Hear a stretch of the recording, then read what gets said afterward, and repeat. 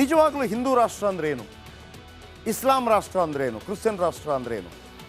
ಇಡೀ ವಿಶ್ವದಲ್ಲಿ ಎಷ್ಟು ಕ್ರಿಶ್ಚಿಯನ್ ರಾಷ್ಟ್ರ ಇದೆ, ಎಷ್ಟು ಹಿಂದೂ ರಾಷ್ಟ್ರ ಇದೆ, ಎಷ್ಟು ಮುಸ್ಲಿಂ ರಾಷ್ಟ್ರ ಇದೆ, ಎಷ್ಟು ಬೌದ್ಧಿಸಮ್ ಫಾಲೋ ಮಾಡುವಂಥ ರಾಷ್ಟ್ರ ಇದೆ, ಯಾವುದನ್ನು ಫಾಲೋ ಮಾಡೋದು ಎಷ್ಟೆಷ್ಟು ರಾಷ್ಟ್ರಗಳಿದೆ? ಹಿಂದೂ ರಾಷ್ಟ್ರ ಅಂತ ಯಾಕೆ ಹೇಳ್ತಾ ಇದ್ದಾರೆ? ಆ ರೀತಿ ಏನಾದರೂ ಆಗತ್ತಾ? ಏನಾಗಿದ್ರೆ ಈ ಬಿ ಜೆ ಪಿಯವರು ಹೇಳೋ ರೀತಿಯಲ್ಲಿ ಹಿಂದೂ ರಾಷ್ಟ್ರ ಅಂದ್ರೆ ಏನು? ಅವ್ರು ಹೇಳಿದ್ರಲ್ಲ ಇದು ಆರಂಭ ಅಷ್ಟೇ ಅಂತೇಳಿ. ಏನು ಆರಂಭ? ಬನ್ನಿ ಕೆಲವು ಪಾಯಿಂಟ್ಸ್ ನಿಮ್ಮ ಮುಂದೆ ಇಡ್ತಾ ಹೋಗ್ತೀನಿ. ಭಾರತ ಹಿಂದೂ ರಾಷ್ಟ್ರವಾಗತ್ತಾ? ಅಯೋಧ್ಯೆಯಲ್ಲಿ ಶ್ರೀರಾಮ ಮಂದಿರ ನಿರ್ಮಾಣವಾಗ್ತಾ ಇದೆ, ಆಗಿದೆ. 22ಕ್ಕೆ ಅದು ಲೋಕಾರ್ಪಣೆ ಆಗುತ್ತೆ. ನಂಬರ್ 1.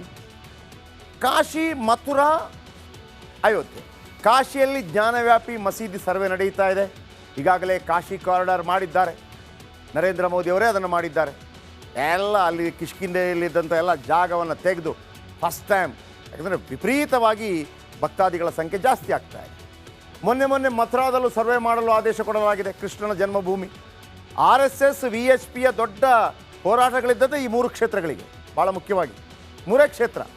ಅಶೋಕ್ ಸಿಂಘಾಲ್ ಅವತ್ತು ಹೇಳಿದರು, ನಮಗೆ ಒಂದು 3,000 ದೇವಸ್ಥಾನಗಳನ್ನು ಹೊಡೆದಾಕಿದ್ದಾರೆ, ನಾವು ಅದನ್ನೆಲ್ಲ ಈಗ ಸದ್ಯಕ್ಕೆ ಕೇಳೋಕ್ಕಾಗಲ್ಲ, ರಾಮ ಮಂದಿರ, ಮಥುರಾ, ಕಾಶಿ ನಮಗೆ ಕೊಟ್ಬಿಡಿ ಅನ್ನುವಂಥದ್ದು. ಯಾಕಂದರೆ ನೀವು ಹೊಡೆದಾಕಿದ್ದೀರಿ ಅಂತ. ಇನ್ನು ರಾಜ್ಯಸಭೆಯಲ್ಲಿ ನಮಾಜ್ಗೆ ಬ್ರೇಕ್ ಹಾಕಲಾಗಿದೆ. ಮೊದಲು ಒಂದು ಬ್ರೇಕ್ ಕೊಡ್ತಾಯಿದ್ರು ನಮಾಜ್ ಮಾಡಲಿಕ್ಕೆ, ಇಲ್ಲ ವಾಪಸ್ ತೆಗೆದಿದ್ದಾರೆ. ಎಲ್ಲ ಜಾತಿ ಒಂದೇ, ಯಾರನ್ನು ಸಪ್ರೇಟಾಗಿ ಮಾಡೋಕ್ಕಾಗಲ್ಲ ಅಂತೇಳಿ. ಭಾರತದಲ್ಲಿ ಮರುಮತಾಂತರ ಪರ್ವ ಶುರುವಾಗಿದೆ. ಗರ್ವಾಪ್ಸಿ, ಬೇರೆ ಜಾತಿಗೆ ಹೋಗಿದ್ರೆ, ಯಾಕಂದರೆ ಇಲ್ಲಿಯ ಬಹುತೇಕ ಅದು ಗೊತ್ತಿರುವಂಥದ್ದೇ ನೋಡಿ, ಭಾರತದಲ್ಲಿರುವಂಥ ಮುಸ್ಲಿಮರು, ಕ್ರಿಶ್ಚಿಯನರು ಅಥವಾ ಬೇರೆ ಬೇರೆ ಜಾತಿಗೆ ಮತಾಂತರವಾದಂಥ 85% ಅವರು ಮೂಲ ಹಿಂದೂ ಧರ್ಮದಲ್ಲೇ ಇದ್ದರು. ಅದರಲ್ಲಿ 2 ಮಾತೇ ಇಲ್ಲ. ನಂತರ ಅವರು ಬೇರೆ ಬೇರೆ ಆಯಾಯ ಕಾಲಘಟ್ಟದಲ್ಲಿದ್ದಂತಹ ಹಿಂದೂ ಧರ್ಮದಲ್ಲೂ ಕೂಡ ಇದ್ದಂತಹ, ಹಿಂದೂ ಧರ್ಮದಲ್ಲಿ ಒಳಹೊಕ್ಕಂತಹ ಕೆಲವು ಮೂಢನಂಬಿಕೆಗಳು, ಮೌಢ್ಯಗಳಿಂದಾಗಿ, ಮೇಲು ಕೀಳು ಎಂಬ ಭಾವನೆಯಿಂದಾಗಿ ಬೇರೆ ಧರ್ಮಗಳು ಆಕರ್ಷಿತವಾಯಿತು. ಈಗಲೂ ಕೆಲವರು ಆಫರ್ ಕೊಡ್ತಾರೆ ಗೊತ್ತಾ, ಮನೆ ಕಟ್ಕೊಡ್ತೀವಿ, ಮದುವೆ ಮಾಡಿಸ್ಕೊಡ್ತೀವಿ, ದುಡ್ಡು ಕೊಡ್ತೀವಿ. ಈಗಲೂ ಸಂವಿಧಾನದಲ್ಲಿ ಅವಕಾಶ ಇದೆ. ನಿನಗೆ ಮನಸ್ಸು ನನಗೆ ಅಲ್ಲಿ ದೇವೋಪಾಸನೆ ಭಾಳ ಇಷ್ಟ ಆಯ್ತಪ್ಪ, ಹೋಗ್ಬೋದು. ಆದರೆ ನೀವು ಆಫರ್ ಕೊಟ್ಟು ಕರ್ಕೊಳ್ಳೋದು ಇದೆಯಲ್ಲ, ಅದು ಆಗಬಾರ್ದು ಅಂತ ಈಗಲೂ ಹೇಳೋದು.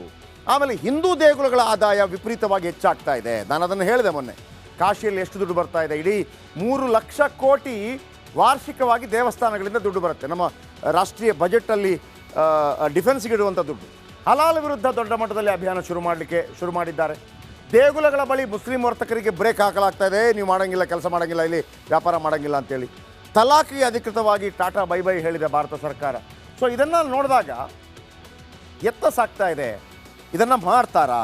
ಹಾಗಿದ್ರೆ ಮೋದಿ ಅವರಿಗೆ ಹಿಂದೂ ರಾಷ್ಟ್ರ ಮಾಡಬೇಕು ಅಂತ ಕನಸಿದೆಯಾ? BJPಗೆ ಇದೆಯಾ? ಹಿಂದೂ ರಾಷ್ಟ್ರ ಆಗತ್ತಾ? ಅದಕ್ಕಾಗಿ ಏನೆಲ್ಲ ಮಾಡ್ತಾರೆ ಇವರು ನೋಡಿ.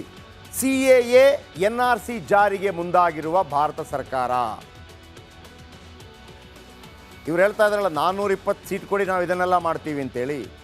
ಏಕಮೇವ ದ್ವಿತೀಯದಲ್ಲಿ ಮಾಡಬೇಕು ಅಂತಂದರೆ 420 ಸೀಟ್ ಬೇಕಾಗತ್ತೆ, ಇಲ್ಲಾಂದರೆ ಮಾಡೋಕ್ಕಾಗಲ್ಲ. ನೋಡಿ, ಬಾಂಗ್ಲಾದೇಶ, ಪಾಕ್, ಅಫ್ಘಾನ್ ನಿರಾಶ್ರಿತರಿಗೆ ಪೌರತ್ವ ಕೊಡ್ತಾರೆ. ಯಾರೆಲ್ಲ ಆಲ್ರೆಡಿ ಬಂದಿದ್ದವ್ರು, ಇಲ್ಲೇ ಇದ್ದಂಥವ್ರು, ಅವರಿಗೆ ಪೌರತ್ವ ಕೊಡ್ತೀವಿ. ಹಿಂದೂ, ಕ್ರೈಸ್ತ, ಪಾರ್ಸಿ, ಬೌದ್ಧ, ಜೈನರಿಗೂ ಪೌರತ್ವ ಕೊಡ್ತೀವಿ. ಅಂದರೆ ವಲಸೆ ಬಂದಿದ್ದವರಿಗೆ, ಇಷ್ಟು ವರ್ಷಗಳಿಂದ ಇದ್ದಂಥವರಿಗೆ. ಅದಾದ ನಂತರ ಏನಾಗುತ್ತೆ, ಮುಸ್ಲಿಂ ನಿರಾಶ್ರಿತರನ್ನು, ಅಂದರೆ ಒಳನುಸುಳುವಿಕೆಯಲ್ಲಿ ಬಂದಿದ್ದಾರಲ್ಲ, ಎಲ್ಲ ಸೆಟ್ಲಾಗಿದ್ದಾರಲ್ಲ, ವಾಪಸ್ ಕಳಿಸ್ತೀವಿ ಅಂತ. ಅದುವೇ ದೊಡ್ಡ ಗಲಾಟೆ ಆಗಿತ್ತು. ವಾಪಸ್ ಕಳಿಸ್ತೀವಿ, ಇದನ್ನು ಭಾರತ ಹೇಳ್ತಾ ಇದೆ. ಆಮೇಲೆ ಯೂನಿಫಾರ್ಮ್ ಸಿವಿಲ್ ಕೋಡ್ ಜಾರಿಗೂ ಸಿದ್ಧತೆ. ಏಕರೂಪ ಕಾನೂನು. ಓಕೆ, ಯೂನಿಫಾರ್ಮ್ ಸಿವಿಲ್ ಕೋಡ್, ಎಲ್ಲರಿಗೂ ಒಂದೇ ಕಾನೂನು ಅಂತ. UCC ಜಾರಿ ಮಾಡಬೇಕು ಎನ್ನುತ್ತದೆ ಆರ್ಟಿಕಲ್ 44. ಯೂನಿಫಾರ್ಮ್ ಸಿವಿಲ್ ಕೋಡ್ ಜಾರಿ ಮಾಡಬೇಕು ಅಂತ ಆರ್ಟಿಕಲ್ 44 ಎಲ್ರಿಗೂ ಒಂದೇ. UCC ಜಾರಿ ಆದರೆ ಎಲ್ಲ ಧರ್ಮಕ್ಕೂ ಒಂದೇ ಕಾನೂನು. ತಪ್ಪೇನು ಅಲ್ವಾ? ಎಲ್ಲ ಧರ್ಮಕ್ಕೂ ಒಂದೇ ಕಾನೂನು. ಹಾಗಂತ ನಿಮ್ಮ ಧಾರ್ಮಿಕ ವಿಧಿವಿಧಾನಗಳನ್ನು ಮಾಡಬಾರ್ದು ಅಂತೇನಿಲ್ಲ. ಎಲ್ಲ ಶಿಕ್ಷೆ ಒಂದೇ, ಮತ್ತೊಂದೊಂದು, ಎಲ್ಲ ಕಾನೂನು. ಇದು ಈಗ ಆರಂಭಿಕವಾಗಿ ಶುರುವಾಗಿದೆ. ನೀವು ಕರಡು ಪ್ರತಿ ರೆಡಿ ಮಾಡಿ ಅಂತೇಳಿ ಕಾಂಗ್ರೆಸ್ ಕೂಡ ಹೇಳಿದೆ. ಅದರ ಬಗ್ಗೆ ದೊಡ್ಡ ಡಿಬೇಟ್ ಆಗುತ್ತೆ. ವಿದೇಶಿ ಗೆಸ್ಟ್ಗಳನ್ನು ಮೊದಲೆಲ್ಲ ತಾಜ್ ಮಹಲ್ ಕರ್ಕೊಂಡು ಹೋಗ್ತಾ ಇದ್ರು, ಹೌದು ತಾನೇ? ಏನು ನೋಡಿದ್ರು ಕೂಡ ತಾಜ್ ಮಹಲ್ ತಪ್ಪಲ್ಲ. ಆದರೆ ಅದಕ್ಕಿಂತಲೂ ಹೆಚ್ಚಾಗಿ ಮೂಲ ಭಾರತದಲ್ಲಿ ಅದಕ್ಕಿಂತಲೂ ದೊಡ್ಡ ವಿಶೇಷತೆಗಳಿತ್ತು. ನೋಡಿ, ಜಿಂಗ್ಪಿಂಗ್ ಬಂದ್ರಲ್ಲ ಚೀನಾದಿಂದ, ಅವರನ್ನು ಮಹಾಬಲಿಪುರಂಗೆ ಕರೆದೊಯ್ಯಲಾಯಿತು. ಈ ಮೊಘಲರ ಆಳ್ವಿಕೆಯಲ್ಲಿದ್ದಂಥ ಯಾವುದೇ ವಿಚಾರಗಳನ್ನು ತೋರಿಸ್ತಾ ಇಲ್ಲ ನರೇಂದ್ರ ಮೋದಿ ಅವರು ವಿದೇಶಿಗರಿಗೆ. ಹೊಸ ನೋಟ್ ಬಂದಿದೆ, ಅದರಲ್ಲಿ ಆ ಚಿತ್ರಗಳನ್ನು ಗಮನಿಸಿ. ಸನಾತನವಾಗಿರುವಂಥ ಭಾರತದ್ದೇ ಆಗಿರುವಂಥ ಚಿತ್ರಗಳು ಮಾತ್ರ ಇರೋದು, ಬೇರೆ ಯಾವುದೂ ಇಲ್ಲ. ಹಂಪಿಯ ರಥ ಇದೆ, ನಮ್ಮ ಕರ್ನಾಟಕದ ಹಂಪಿಯ ರಥ ಇದೆ. ಮಂಗಳಯಾನದ ಚಿತ್ರ ಇದೆ, ನಮ್ಮ ಭಾರತದ ಫೇಸ್ ಆಗಿರುವಂಥದ್ದು. ಆಮೇಲೆ ದೆಹಲಿಯ ಕೆಂಪು ಕೋಟೆ ಕೂಡ ಇದೆ, ಇದು ಮೊಘಲರು ಕಟ್ಟಿಸಿರ್ಬೋದು. ಕೆಂಪು ಕೋಟೆ ಕೂಡ ಇದೆ, ಸಾಂಚಿಯ ಸ್ತೂಪ ಇದೆ. ಆದರೆ ಈ ಹಿಂದೆ ಇತ್ತಲ್ಲ, ಒಂದೊಂದೇ ತೆಗಿತಾ ಇದ್ದಾರೆ. ಈ ಕೆಂಪು ಕೋಟೆ ಮಾತ್ರ ಇರೋದು, ತಾಜ್ ಮಹಲ್ ಇಲ್ಲ, ಚಾರ್ ಮಿನಾರ್ ಇಲ್ಲ, ಕುತುಬ್ ಮಿನಾರ್ ಇಲ್ಲ, ಯಾವುದೂ ಇಲ್ಲ.